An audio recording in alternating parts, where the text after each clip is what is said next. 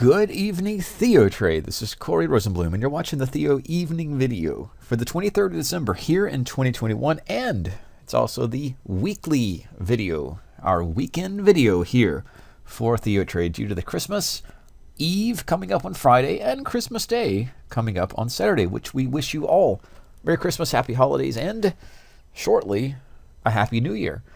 So we're not quite at the end of 2021, but let's spend our weekend video talking about where the percent changes and what stocks are in play, sector moves, giving a broad update of some of the trending stocks we want to look at, both to the upside, which can be long candidates going into the new year, and to the downside, which are short sell or bearish candidates that are weak, getting weaker. So we'll cover those. We'll do a slight end of year update, knowing that we have one more week to go in this year. So let's get started with the S&P. So what we're seeing is a percent chart. No technical analysis here, just a percentage chart on an area graph. So we have the start session in January, and we're ending it up. So we have a little bit more to go in 2021, but how much, just kind of a quick comparison at the end of the year, have the indices or key stocks traded? So in the S&P futures, they are up about 28% year to date. Behind that is the tech sector, or the technology, the XLK, which also is the NASDAQ. And the NASDAQ is up roughly 28%, same as the S&P on an annual basis. The Dow Mini Futures, or the Dow, that's the 30 stocks, blue chip stocks, they're off a little bit less than that 28 at 19. They've appreciated 19%, and they've gone a little bit more sideways, just like the Russell. And our futures contract RTY, which is an IWM, you can look at that as well. In fact, we'll do that because we have annotations here for the Russell, and it's just in a sideways trading range and has been for the bulk of the year. So the small cap index is the underperformer of this year. And we see that in the IWM and, of course, the Russell itself. And it's only, I say only in parentheses because it's still up 15%. But the bulk of that move took place in January into February. And from February forward, for the most part, the IWM has stayed range-bound. We see a similar pattern, as we'll look at some of the market cap leadership in a moment, of Amazon. So as powerful a company, if you ask anybody on the street if you thought Amazon was a good buy or an Amazon's a stock to purchase, or what they thought the performance of Amazon was in this year, they'd probably say up, and they'd say up a lot. And that'd be logical, but that isn't the case. Amazon stock spent the bulk of the year, no relation but similar to the Russell, and a sideways trading range. So Amazon share prices started at the lower bound of this earlier year and then have appreciated at this point about 7% year to date. Not an impressive gain when compared to the broader NASDAQ, or as we'll see in a moment, looking at Apple. Well, I should start with that now. If we jump into some of those individual stocks, Apple's performance is up 36%. Remember, these are the market leaders or market cap stocks. And if you want to take a look at how this plays, or on your own watch list, on your own Thinkorswim, you would create a watch list, and from that, go in and select market cap. So on the column here, import market cap, whatever other symbols or indicators you want to use, but this is how I like to sort and how I scan. So being the weekly or the weekend video, I'll take you inside some of the scan processes that I do over the weekend. And that's setting up some swing trades. But we do want to keep a note of what these market leaders or monsters of tech are doing, how they're performing, and anything unusual about them. So this is just a performance on a performance basis market cap sorted list. So what does that mean? These are the top stocks in the S&P 100. They go all the way down to low market cap stock names, but these are the ones we want to pay attention to. Now, Apple, again, is up about 36% as of this weekend. Microsoft is up 50%, again, year to date. Google, or Alphabet, that's the number one performer in the monsters of tech, and it's up 70% this year. Amazon, weak, very, very weak comparatively. And then Tesla has been on a volatile 2021. Plenty of opportunities on both the long and the short side of Tesla. And of course, option strategies played well with mitigating or limiting your risk. And Tesla at the moment, and it just got the bid up recently this week, but at the moment, Tesla is up about 46% for the year. Behind that is Facebook. Again, long and short opportunities in Facebook shares, up 25%. And we'll finish with NVIDIA. NVIDIA is not quite yet a monster of tech, as it is about the 6th leader in the market cap. It's not quite a trillion. It's not joined the $1 trillion club yet, which is saying a lot. But that stock is on its way, and it's up about 126%. Outside the equity market, we look for crude oil to be a similar or correlated with the equity market.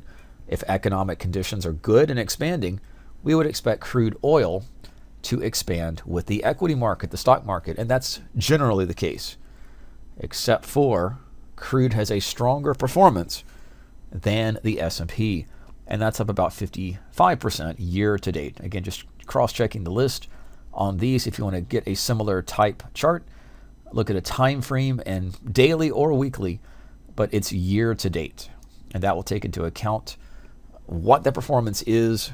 No indicators at all, just percent functions, and compare what happened and where we are as we enter the new year. Gold, and that's one that I often discuss in my sessions. I sort of throw my hands in the air and say, I don't have anything for you on gold, and I still don't. Gold is flat, and with the inflation concerns, and they are real, you would think gold would be a lot higher, but it just isn't. Gold is actually down for the year, and it's one of the only major commodities to be in that camp. But as the start, remember this, how you look at a percent chart is dependent upon your start date, and January 1st, or the beginning of the year, is a start date. Had we begun that a few weeks later, you would see gold not down this much. But at the moment, it's down on the year about 7%.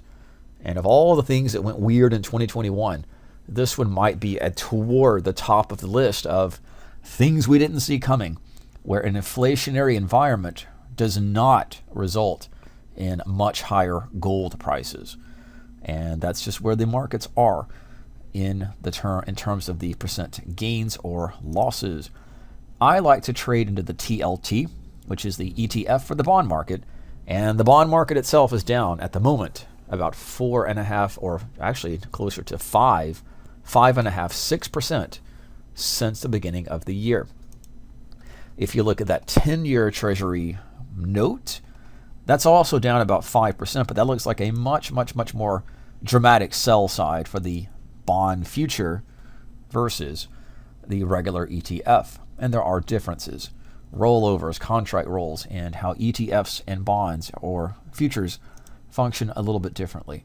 But the 30-year bond, Treasury bond, as we load this, that's similarly down on the year. So again, a quick update. The bond market, notes and bonds, TLT, ETF, and the gold market, they're down on the year. Whereas equities, we look at crude oil. Of course, the broader indices are bullish. In terms of sectors, we'll just click through these quickly. The financial sector is up 33%. Technology, which focuses mainly on the monsters of tech and trades into the NASDAQ, or similar to the NASDAQ or the QQQs, that's up 35%. Consumer discretionary, 27%. We'll look at industrials, that's up 20%. Materials, 24%, 23%. Energy sector, 45%. And that will tie closely to crude oil. Some sectors tie a little closer to commodities or tie a little closer to individual equity products. And for this reason, industry or energy does tie well correlated with crude oil. Behind that is staples. Staples are up, not an impressive in a normal year, or would be impressive in a normal year, not impressive in 2021. They're up about 13%. That is consumer staples versus discretionary. Note the discretionary is up 27%. Back to the healthcare. Healthcare is up 23%, and utilities 14%. That is a quick percent look at where we've come from and maybe where we are going. So let's get off of the percentage chart, get away from that, and look back to what we're used to. I guess what I'm used to are these little price candles or little bar charts, little moving averages, and structure to a trend. Trends have higher highs, higher lows, and that's been the case for 2021. We are looking for any type of break, reversal, or down push that would reverse this trend. But as of yet, that hasn't happened. So we'll go into 2021 possibly at new highs as this trend continues, and that's the S&P. In the NASDAQ, that's a little flatter, but still strong. The Dow, again, has been flat. We saw that in the percent chart, but here it is on the equity chart or the bar chart. And the Russell continues to be that sideways trading range. So those are where we are. Just to kind of get a quick other perspective. There is crude oil in 2021 and the gold market. Again, had we started just a few more days in terms of the percent chart, it would not be as dramatic down. But gold is flat. Russell is flat for the most part. The bond market is flat, yet equities continue to trade higher. Now, again, we saw some of those examples, and just quick updates again on our market cap charts. Let's look at Apple, and that continues to trade up on the swings to the upside. Microsoft, that trend continues. That looks similar to the NASDAQ generally. Google has gone sideways, again, has the NASDAQ as well. And Amazon spent the bulk of the year going sideways. VIX index itself has had its own volatile 2021 and doing its cycle lows, cycle highs. The VIX in general stayed mostly under that 20 or 18 level, but we don't look at any sort of technical analysis, just the number of the VIX and any spikes. That includes volatility, and that's usually going to be a down market or a sell side activity in the market. We have many days of low VIX that spikes to a high VIX and then back. VIX futures, same logic. And you can, of course, play spreads or trades or any opportunities within the volatility futures and let them guide you about what to do, perhaps premium purchases in low, and then sell premium strategies in a spiked VIX. Just a simple way to look at volatility, but that does play into a lot of our shorter term and even some duration positions in the option market. And the bond market, once again, has traded sideways. In the videos, each evening video, I tend to look at which stocks are making new 52-week highs. And the logic behind that is sound, because generally speaking, what is strong now, a sector, an index, a commodity, a stock, if it is strong at the moment, it tends to get stronger later. Now, another way to think about that, if it's attracting money flow right now, it tends to attract additional money flow in the future. So these are names that are performing right here, right now. And we can do this on a daily basis or even a weekly basis to keep track of some of these strong stocks. And they do tend to get stronger. So we'll look at these, and I sort these again by market cap. For those, if you want to follow along, this would be just a regular old load scan query, and it's going to be public. And the public would be new yearly highs. Also, new yearly lows could be a downtrending scan. We don't have as many names making new lows. But at the moment, here at the end of the week, 33 stocks in the S&P 500 are making those new yearly highs. And we'll pull these over to look at what that plays. And we'll see some of those names. UNH, Broadcom, Cisco, Abbott Laboratories, McDonald's, and so on and so forth. But just taking a look at some of these on the charts, these can provide opportunities as we get into the new year. So that which is strong gets stronger, and stocks that make new 52-week highs tend to keep performing and tend to make additional highs. So the strategy is to buy on pullbacks or retracements or otherwise join into a strong trending stock, expecting the price to get a little higher in the future. And UNH is the largest market cap, at least of today, making new highs. Broadcom is right behind it, and that continues its upswing since October and November's breakout. But 2021 has been a strong trend for Broadcom. Cisco, not the best trend at all, but is still making higher highs and is pushing additional new price levels at those 52-week highs. Abbott Laboratories as well, AbbVie Labs, and McDonald's. McDonald's you might think of a boring stock, but boring can be consistent. We don't always jump into stocks like Tesla that do have the potential for great gains and exciting portfolio increases, but they also have the potential for massive sell-offs. McDonald's, not likely to give you strong up or strong down, but consistency over time. And that's something you might want to look at if you wish to sell premium or do covered calls in a stock that is gently trending, but you want to sell premium above it and do that on a monthly or bi-monthly basis. There's just one strategy to find gently boring or persistent, consistent stocks. In this case, boring is a good thing. It's consistent versus volatile. And that's just some of the names in there. On the other side, we look to new 52-week highs, but these stocks are only going to come up in this list if it's making new highs. If it isn't, it might have made new highs here, but it won't show up on the list if you do it on a daily basis. That's why it's good to keep a notepad, or at least keep some of these stocks or save some of them whenever you're doing these scans into a watch list, because the candidates, you're looking for a pullback to get long or purchase spreads or purchase calls into an uptrending stock, and that stock won't give you your buy point. It will only tell you stocks that are strong. So one scan I like to do is take a look at which stocks are, we'll pull this chart up, what it's doing is finding, and it's a simple quantification. I'll show a little bit of that data. What we're doing in this opportunity is finding out, and here is the edit just kind of showing, the close now is greater than the moving average of 20 periods. And the 20 period exponential, right, the 20 period exponential must be greater or equal to a 50 moving average. That might not show up on the screen. Yes, there it goes. So the 20 must be above the 50 average, and the 50 average must be above the 200. And that's just a simple if-then statement. If all these conditions are met, the stock will pop up on our list.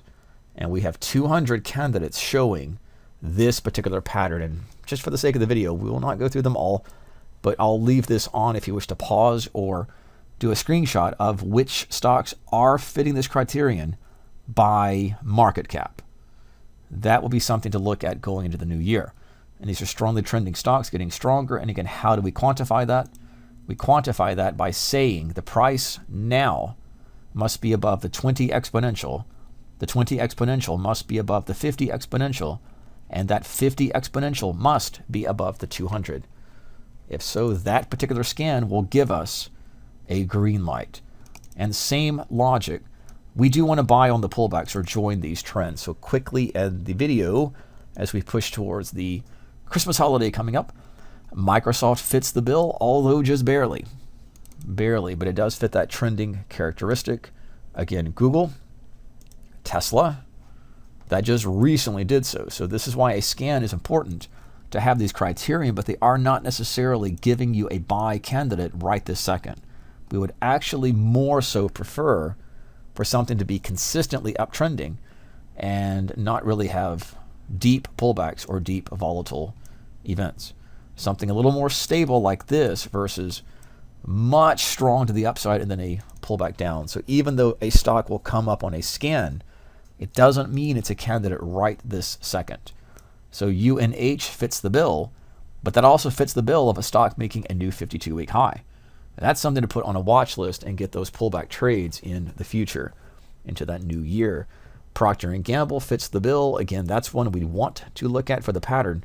Price above the 20/20, above the 50/50, above the 200. And Pfizer fits that bill as well. We also saw Broadcom and Cisco. Other stocks would be Eli Lilly, and again, the video cannot allow me, nor would my attention span, look at all these stocks, but focus your attention on the top market cap gains. And I'll just scroll again quickly to see other examples and other stocks that fit the bill. But wait, we're not done. What if you want to balance a portfolio or have some negative delta or prepare yourself for the downside? And you want to do that not so much with the indices, but with not so much the ETFs either, but with individual stocks. So one way to do that is just flip the script to the other side. Quite literally, flip that script to the other side.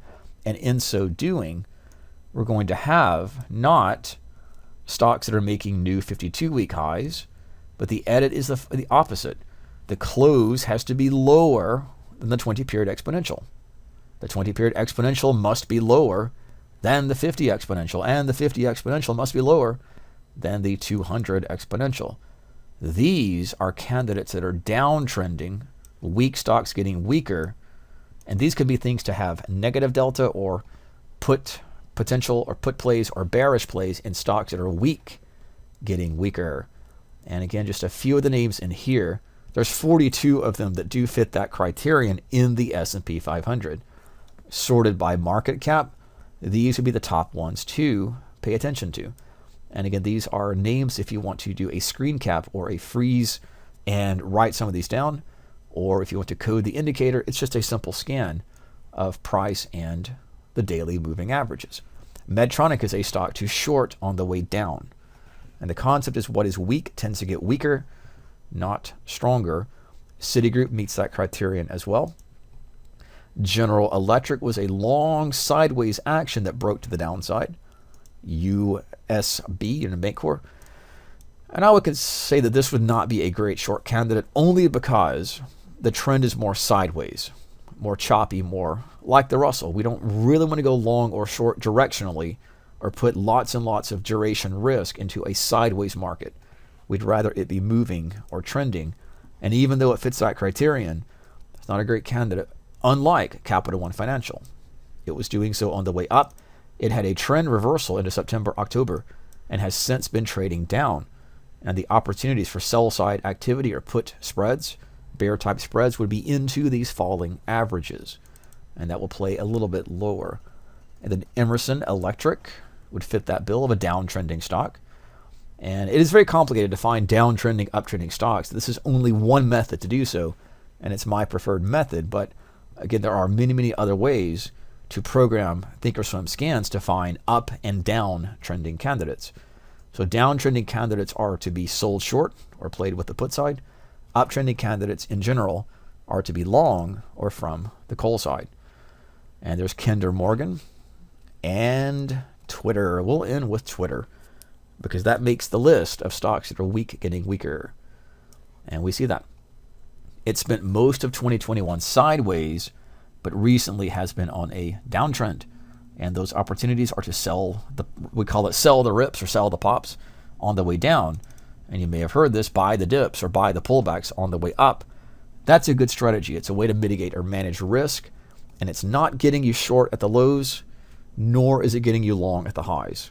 It's mitigating risk, finding opportunities, keeping weak stocks on a weak bearish scan, keeping strong stocks on a strong bullish scan, and then digging inside the chart to your own parameters or criterion for putting on an option trade, share trade, or anything else in the mix. So Christmas is upon us. Wish you all a Merry Christmas. Thank you all for being with us here in TheoTrade. Be careful, be safe, enjoy the time with your family, and we will all see you back here next week, and the next week will bring us the new year by the end of the week. Take care, be safe. Have a good evening.